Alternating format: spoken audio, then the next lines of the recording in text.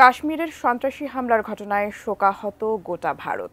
নিহতদের মধ্যে ভারতের বিভিন্ন প্রান্তের ও ধর্মের অনুসারী ছিলেন, কিন্তু ক্ষমতাসীন বিজেপি নানাভাবে একে রূপ দিতে চাচ্ছে একটি সাম্প্রদায়িক ঘটনায়। কিন্তু ভারতীয় মিডিয়ার নানা তথ্যপাত্রই দিচ্ছে ভিন্ন সাক্ষ্য। বিস্তারিত ইমতিয়াজ আলমের রিপোর্টে।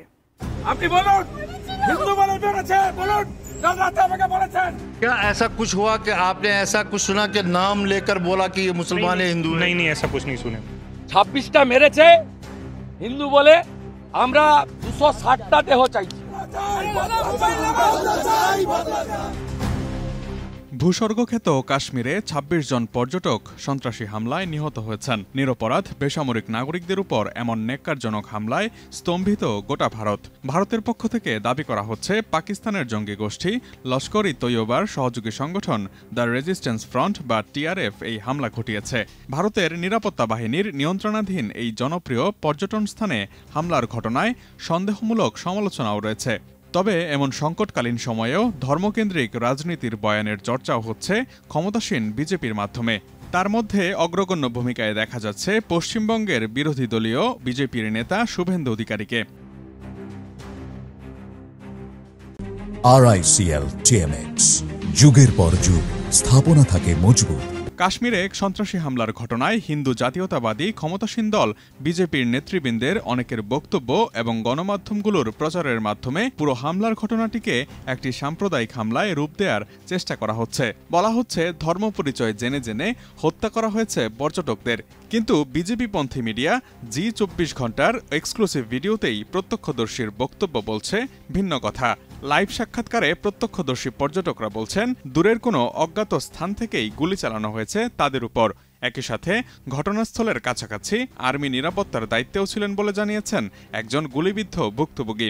অন্য এক প্রত্যক্ষদর্শীকে ওই গণমাধ্যমের সাংবাদিক প্রশ্ন করেন হিন্দু মুসলিম পরিচয় জেনে তাদের উপর হামলা করা হয়েছে কিনা। এর উত্তরে প্রত্যক্ষদর্শী জানান এমন কিছুই হয়নি। कितने लोग थे आपने देखा, कितने लोगों ने गोलियां चलाई? दिखाता नहीं है, यमनम गोली आती है। तो आपने देखा उनको, क्या छुप के फायर कर रहे थे या खुले? चुप के फायर।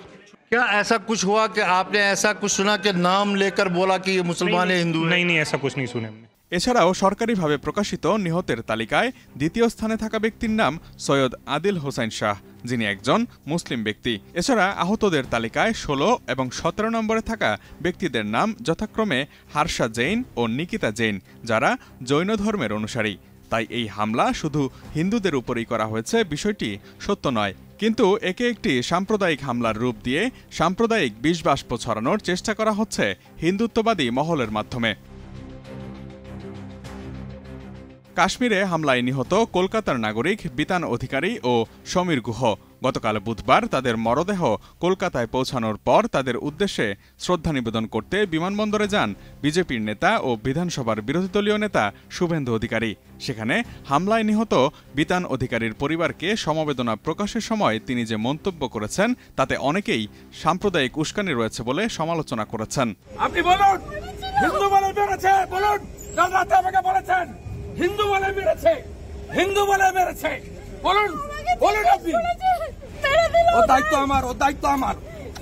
গাজা শেষ হয়েছে, ইসরায়েল শেষ করেছে, আমরাও শেষ করব। মোদির শিষ্য আছি।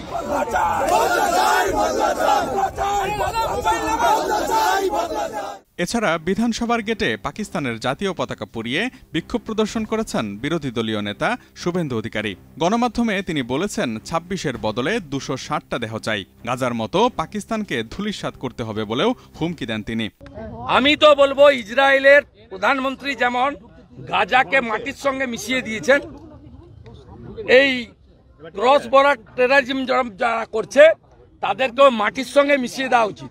26টা মেরেছে হিন্দু বলে, আমরা 260টা দেহ চাইছি। অবশ্য নেক্কারজনক এই হামলার ঘটনায় রাজনীতির রং মাখাতে রাজি নন বিজেপি বিরোধী দলগুলো। সম্প্রতি এক ভিডিওতে দেখা যায় তৃণমূলের সাংসদকে একজন সাংবাদিক কাশ্মীরে হিন্দুদের হত্যা নিয়ে প্রশ্ন করেন। তখন সেই সাংসদ প্রশ্নকে শুধরে দিয়ে বলেন হিন্দু বলে বলছেন কেন, সেখানে যারা মারা গিয়েছে তারা সবাই ভারতীয়। এই অংশটুকুর প্রতিও আলাদা করে ক্ষোভ প্রদর্শন করা হয়েছে শুভেন্দু অধিকারীর ফেসবুক পেজ থেকে। और हिंदुओं के साथ जो है ये हिंदुओं क्यों कह रहे हैं? हिंदू मुसलमान सब भारतीय हैं वहाँ पे, ये गोदी मीडिया कुछ ज्यादा ही जरूरत से ज्यादा चला रही है। ये प्रोपेगेंडा वॉर ज्यादा चल रहा है हमारे मित्र माननीय प्रधानमंत्री मोदी जी की तरफ से और उनके ग्रुप की तरफ से।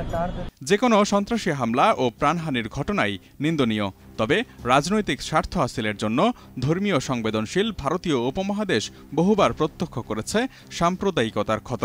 তাই কোনো সন্ত্রাসী হামলার ঘটনাকে কেন্দ্র করে আবারও পুরনো রাজনীতির বৃত্তে আটকে সাম্প্রদায়িক সহিংসতা মাথাচাড়া দিয়ে না উঠুক, এমন প্রত্যাশাই নেটিজেনদের। Imtiaz Alam, desk report, ATN news.